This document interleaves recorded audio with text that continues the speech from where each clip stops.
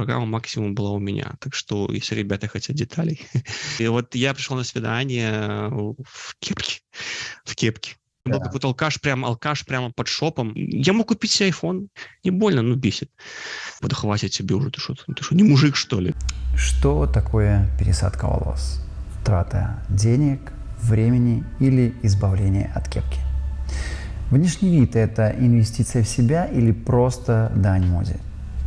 Пересадка волос – это только для тех, у кого небольшие залысины? Сегодня же ребята с 5-6 степенью аллопеции поделятся своими личными советами спустя год.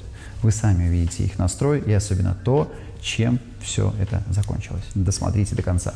Не забывайте о том, что ваши подписки, лайки, комментарии помогают продвигаться видео, и многие другие ребята могут найти эти видео, и, возможно, кто-то также станет счастливым, как и вы, из тех, кто, например, кто уже сделали пересадки волос. Поехали!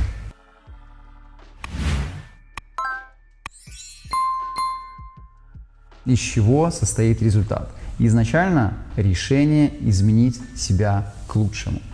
Второе – понимание, что все-таки у вас происходит на голове и из-за чего. Следующее – создание плана действий. И затем определение лучшей для твоего случая клиники и доктора. 3 последних пункта мы подробно разбираем на моих детализированных консультациях. Но и это не все. После того, как ты сделал пересадку, очень важно следовать предписаниям и правильно двигаться к результату. Не жаловаться на то, что не сходят корочки, в этом кто-то виноват, доктор, клиника не сказала или что-то еще, или там, не знаю, на 3-й месяц не заколосилось, как у соседа, а может и не так густо, как хотелось бы. Важно четко представлять и отдавать себе отчет, что это процесс, к которому нужно идти по определенной траектории и следовать всем правилам. Так, ну что, все. Вот он, я. Вот можешь посмотреть, собственно говоря, что из этого всего получилось. Лысый – это приговор? Мне очень нравится. Мне очень нравится делать вот так, и теперь могу, знаешь, вот так, вот так. Я, по-моему, постричься. Вот. Ну, короче, я такой уже, вот эта прическа мне нравится, может быть, я могу ее сделать, знаешь, такие. I don't gonna start drawing your line from the first point. Был лысый, стал не лысый. Что, если ты начинаешь задумываться о пересадке волос? Раз, помню, про это подумал, 2 раз подумал, думаю, что ты слишком часто начал про эту тему думать. Надо бы эту проблему решить, я эту операцию сделал. Я очень доволен. Я вот очень доволен результатом, мне очень нравится. Поэтому рекомендую. Так а насколько лететь все-таки в Стамбул? Желательно взять 1 день плюс. Всяко может быть пойти. Ну, состояние после операции, конечно, такое себе, не очень. Я изначально вообще планировал в Стамбуле быть 3 дня, вот. Но на 3-й день я что-то посмотрел на свою голову перебинтованную всю в этих кровавых подтеках и Я такой, в таком состоянии на самолет, куда-то еще сумки там таскать, вот, обо что-то там ударяться я не буду, я, наверное, подольше задержусь, решил еще на недельку задержаться, но я бы, на самом деле, всем, кто, если поедет, рекомендовал бы тоже так сделать, типа, не по минимальной схеме, потому что они не предлагают альтернативно, да, они говорят, когда у них спрашиваешь, сколько надо быть в Стамбуле? А говорят, может, за 2 дня там управиться. То есть тебе сделали на следующий день перевязка, помыли голову и все, можешь ехать. Ну, ты можешь, конечно, так сделать, но если есть возможность, лучше, не знаю, потупить в отеле, посидеть, подождать, пока все как-то немножко подзаживет. Хотя, что там, правда, заживет за 10 дней. А как же перетерпеть операцию? Ты что, не мужик, что ли? Что там по поводу анестезии? Это говорили консультанты, и это говорю я. Анестезия. Просите, не знаю, сколько надо, столько просите. Нету никаких, у них там 5 уколов, 6 уколов, ты оплатил там 15 уколов. Нет, просишь, они вкалывают. Оно не обязано быть безболезненно, оно будет болеть. В второй момент оно отходит. То, что болит тебе в начале операции, может опять оно начать болеть, раздражать в конце. У меня был момент уже на 8-й час, там, у меня вот эта часть, почему-то эта часть у меня здесь не сильно бралась хорошо анестезия. Мне не было больно, это важный момент, кстати, ребят. Мне здесь не было больно, но оно, так знаешь, было, когда притрагивались, я это чувствовал, это немножко раздражало. Раз-два хорошо, но 20-30 раз это начинает уже раздражать. Особенно в конце, когда ты лежишь, уже уставший сам по себе, И, наверное, сегодня я попросил еще вколоть там, не знаю, сколько-то уколов, чтобы я вообще ничего не чувствовал. Я терпел. В итоге я был еще более уставший, чем мог. Совет: не бойтесь, там, не терпите. Вам 8 часов это все дело терпеть. Поэтому и они спокойно, вообще ни разу не было, типа, да хватит тебе уже, ты что, не мужик, что ли? Да? Вот этого ничего не было, кололи сколько просишь. Каких-то наушников одевать я не смог. Ну, я знаю, что ребята кидают наушники, там книжки слушают, но я как-то лежал и все, что-то так вот тупил в потолок, или слышал, как меня там что-то прокалывают, это звенят. Ну, окей, нормально, как бы. А в туалет хоть вообще можно сходить? В туалет тоже терпеть не стоит, попросил, отпустили, пошел. Никаких там, тебя никто не привязывает, никакими наручниками, пожалуйста. Не знаю, можно ли по тебе покурить или нет, но в туалет точно без проблем ходи сколько хочешь. А что вообще по поводу переживаний после операции, отечности, и особенно вот когда опухает лицо, и ты становишься прям красавчиком? После операции, конечно, ты переживаешь, а тут что-то какая-то дырка, тут кровь, тут что-то там ты опух весь такой, как полкаш ходишь, потому что там тут сначала вот это вот опухоль сходит, тут синяки сходят, ты такой ай-яй-яй, страшно, а я вообще я жив или здоров, и сходит это вот все отечность. Да. Был какой-то алкаш прямо под шопом. Вот если бы подошел, бы даже, наверное, поздоровались со мной. Стопудово. У меня был такой вот период. По-моему, одевал очки в эти дни. Это быстро, до недели это все вот как-то ушло так. Ну, у меня это было. Я ходил с очками в магазин. Я один жил с собакой. То есть все, в магазин ходишь, собаку выгуливаешь, то есть не здороваешься в лифте. Да. По полной, по максимуму. Программа максимум была у меня. Так что, если ребята хотят деталей или что-то боятся, вот есть я прошел через... Не знаю, какие там еще истории страшные бывают. Когда же смывать корочки? На 10-й день после первой мойки головы ты смываешь все эти корочки. Вот, и можно примерно даже оценить, как этот ежик выглядеть будет в дальнейшем. Что такое, когда после долгого времени ты снова получаешь волосы? Да, то есть вот эти волосы понатыкали, там, не знаю, 30% из них они повыпадают, но остальные, они, хотя мертвые на данном этапе, да, то есть они сами выпадут сейчас, но они уже у тебя на голове, и ты такой смотришь, о, ничего себе, блин, клево. А что там с шоковым выпадением волос? Потом просто ждешь, через 3 месяца у тебя все выпадает нафиг, на 3-4 месяц ты полностью лысый снова ходишь, то есть у тебя прям вообще ничего не останется. Паника, где мои волосы, период хандры, и они вообще вырастут? 4-5 они начинают снова расти, выпадать, ну так, кривокосы, короче, и где-то с 5-го месяца уже... не знаю, процентов. Есть табличка в интернете, думаю, многие видели ее по месяцам, там сколько вот идет процентов, и там написано, что через год у тебя там будет 90%, типа того. Ну вот, через там 13 месяцев будет 100%. Ну, кстати, да, наверное, примерно так и получается. То есть где-то на 7-й месяц уже 80% выросло. Поэтому я не очень понимаю, почему многие там паникуют, что у них там на 4-й месяц, что вот все выпало, почему они начали падать. Все же пишут, что шоковые выпадения, они так и должно быть. Это абсолютно нормально, и это у 99% людей оно так и происходит. А когда там становится донорка? По поводу донорки, кстати, тоже многие там паникуют. Вот то, что ты говорил по хандра, да, кстати, тоже, она на 3-й месяц выглядит так себе. Вот, и тоже она потом зарастет. Не поменялось вообще. То есть, если вот ты визуально можешь глянуть, да, что все как было, так и осталось. То есть, вообще никаких просветов. Ну и вот, соответственно, брали-то вот отсюда тоже, да. Тоже, если вот видишь... Большое количество. Типа, ну да, здесь вообще как будто бы ничего и нет, да. Ну да. Когда ожидать рост волос? Ну, сразу говорили, типа, не жди там какого-то сразу результата. Это полгода к июню. Вот у меня был такой...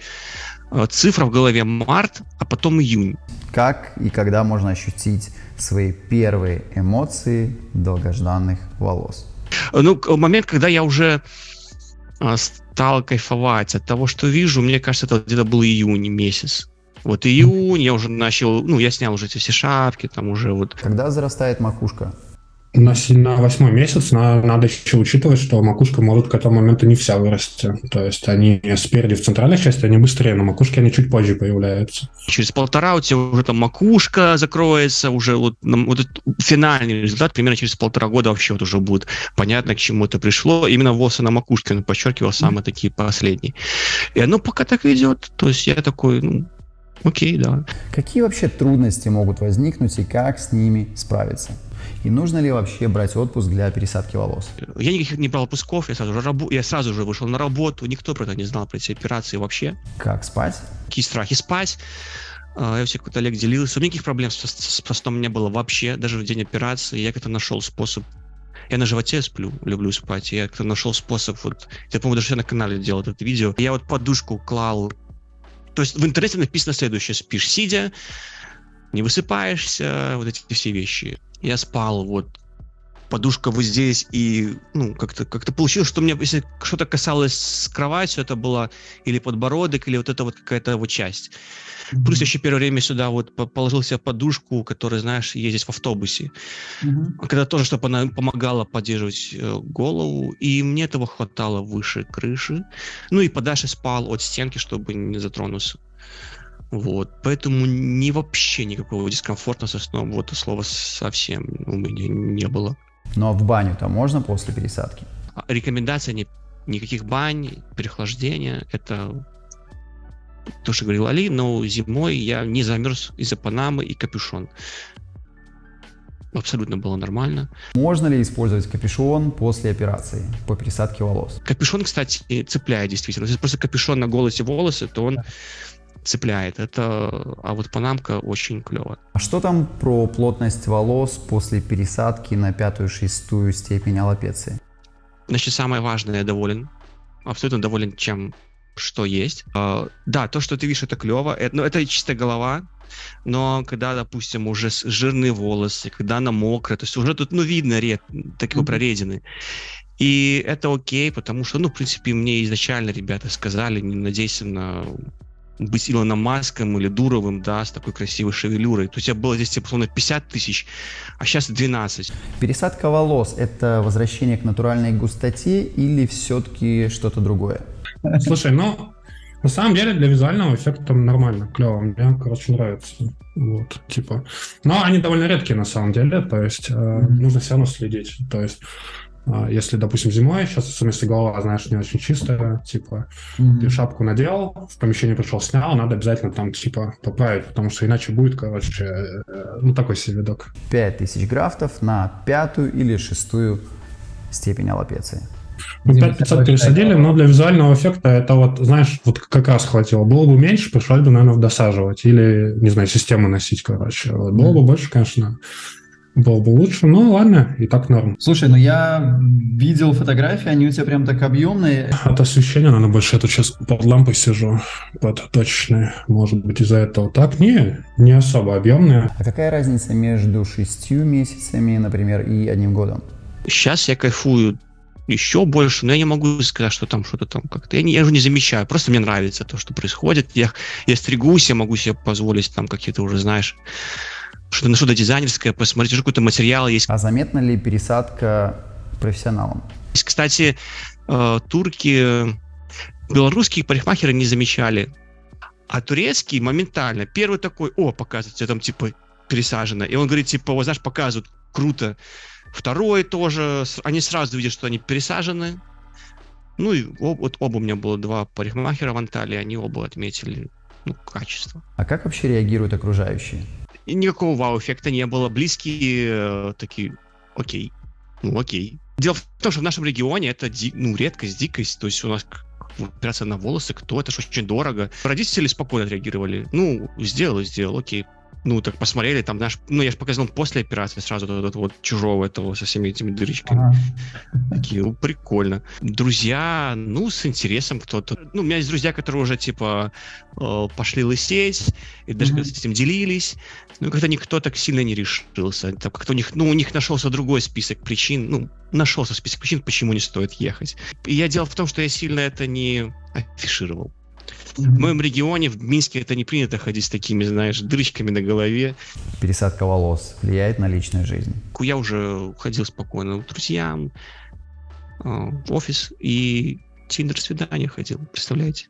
Мы сейчас с девчонкой встречаемся, и вот уже почти 10 месяцев, и мы познакомились 2 февраля. Да, и вот я пришел на свидание в кепке. А как вообще девушки реагируют на пересадку? Я был в кепке, поэтому никто под кепку не полез, но я ее снимал, рассказывал. Нормально, никакого не было уха, как видишь, до сих пор. Может, от жалости, но не знаю. Был не самый ужас, но уже, то есть, со мной это было. Это вот, даже вот кто боится вот этих, что, типа, там, кто там, Тиндер ходит, свидания, нету девушек. Вот даже я умудрился. А что там с повторной пересадкой для загущения? Надо будет, если хочешь там закрыть здесь, то там, или еще больше, приезжай через год-полтора. И, в принципе, хочется. Я уже просто думаю, типа, а в Турции вот сейчас живу, что бы 5. Вот это второй триггер, то есть мне хочется еще что-то сделать. И улучшить. Панама. А для чего нужна Панама? Самое важное, что они дали, это просто находка, Панаму. Не кепку, не шапку, Панама. Вот это самая топчиковая вещь. Я приехал в декабре. Было опасение, риск, что вот будет холодно. А можно ли делать пересадку зимой? На секунду, ребята, я собачник, у меня собака, и ее, кроме как меня, некому выгуливать. И я приехал 1 декабря, 27 ноября, декабрь, Минск, это был дождь, это было там... Короче, я приехал в самый морозец, и Панама, я почти всю зиму проходил с Панамой, и капюшон, самые сильные холода, и вот это было вот так вот. Никаких вообще проблем, никакого дискомфорта зимой я не испытал. В Минске. Может, если были морозы, там минус 30, то можно было бы еще что-то подумать. Но Панама реально решает. Не стоит бояться зимы. Я вот зимой это делал. Чем отличаются настоящие хорошие доктора и их команды от тех гастролеров в России или тех, кто многие годы отговаривает себя ехать в Турцию? Видишь, тут очень много от клиники зависит, да, они сделали качественно, постарались и брали очень равномерно, и сажали очень равномерно, и даже несмотря на то, что количество волос там не очень большое, допустим, да, пересаженных, за счет того, что они равномерно, нету вот таких, знаешь, кусками просветов или каких-то залысин, вот, то есть и на донорке тоже разделили равномерно. И доктор тоже там правильное решение принял в плане того, что, знаешь, всегда берут только вот отсюда, вот с этих частей, у меня брали полностью. Вот, то есть не было вот этой перехода. Да, и за счет этого получилось больше взять. Как вас пытаются загнать в ловушки? Не стоит прямо бросаться, я как понимаю, на шашкой, везде и все быстро делать. Вот, это бизнес, и это для многих это деньги. Для многих это деньги, и это как-то мне нравится слово фастфуд. Я тебе хочу сказать, что, по крайней мере, сейчас, может быть, ситуация немножко изменилась, но 2 года назад, если ты хочешь найти какую-нибудь информацию в интернете про пересадку, ты либо идешь в поисковую систему, набираешь там пересадка волос и попадаешь на вот эти форумы, да, где там половина рекламные, половина там обсуждения этого, куда мазать этот миноксидил с финастеридом. Вот, и часть это жалобы, как их обманули, да, в каких-то клиниках. Вот. Еще, конечно, момент такой, мой такой майндсет был Google. То есть в интернете много информации.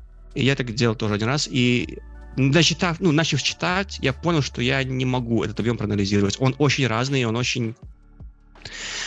Тяжело понять, где правда, где ложь. Он разный, абсолютно разный. И вот тогда вот я себя вот как-то нашел, по ссылочкам туда нашел и решил довериться. И я очень доволен.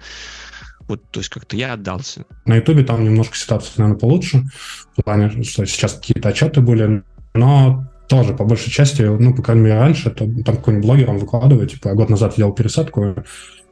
Хотя там тоже рекламы и вредных советов хватает. Так а стоит все-таки делать пересадку в Москве? Типа, как пересадка в Москве, там, делайте там что-нибудь такое.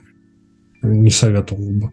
Почему мне доверяют? Потому что я такой же, как и вы, и не стесняюсь показывать на себе самом даже самые ужасные моменты без волос, до волос, как у меня распухает лицо и так далее. Вот, а у тебя, получается, почему мне понравилось изначально то, что было видео, по-моему, день 2, где-то там перебинтованный, опухший, сидел, страдал из-за в отеле. Вот, я посмотрел несколько видео, еще такого, все понятно, что ожидает, я, в принципе, тоже так могу. Вот, и в этот момент я принял решение, что, наверное, да, имеет смысл сделать. Конечно, там какие-то были риски, я тебя не знал лично, мы с тобой в футбол не играли в детстве. Вот это риски, везде есть какие-то риски. В моем случае это оправдало на все 100, и ты со мной был в операции. Да, там, конечно, были и ребята с Белуса, которые тоже меня поддерживали и переводили. Но я их не знал абсолютно. Для меня они были представители бизнеса. Какие бы они классовые не были, они со стороны клиники приходят. А ты был с улицы. И для меня, и для клиники такой, знаешь, своеобразный баланс. Поэтому я предпочел, в принципе, у нас с тобой были не бесплатные какие-то коммуникации. Я очень доволен. Так что, стоит делать пересадку волос? И каждому ли она поможет? Это мы подробно обсуждаем на консультациях. Но помни важно, если ты уже задумался о пересадке волос, значит не просто так. Так меняется ли все-таки качество жизни после пересадки волос? Слушай, да. Но, знаешь, я, наверное, конечно, уважаю людей, которые принимают себя такими, какие они есть, блин, хоть там без волос, хоть без зубов, но, не знаю, ко мне это, наверное, не относится. Вот, я скорее, можно написать, как смирился, знаешь, когда был лысый, типа, ходил там, вот, такова судьба. Вот. Ну и в итоге, когда сделал пересадку, и сейчас, по крайней мере, в зеркало поприятнее смотреть. Можно. Я вообще поначалу кайфовал, ходил, не стригся, короче, лохматый был. Стоит ли делать пересадку волос? Я для себя хочу сказать, что это офигенное вложение. Лично я очень доволен. То есть я этого хотел. У меня какие-то были моменты, там что-то переживал за эту лысину. Было. Есть ребята, которым плевать. Я мог купить себе iPhone. iPhone как бы поломается через год, он уже станет старым, если он нищебродом. Что она дает и какое качество жизни ты получишь? Подумай теперь об этом сам. Если что, ты знаешь, чем я занимаюсь и как меня найти. Ну и главное, чтобы колосилось. Пока.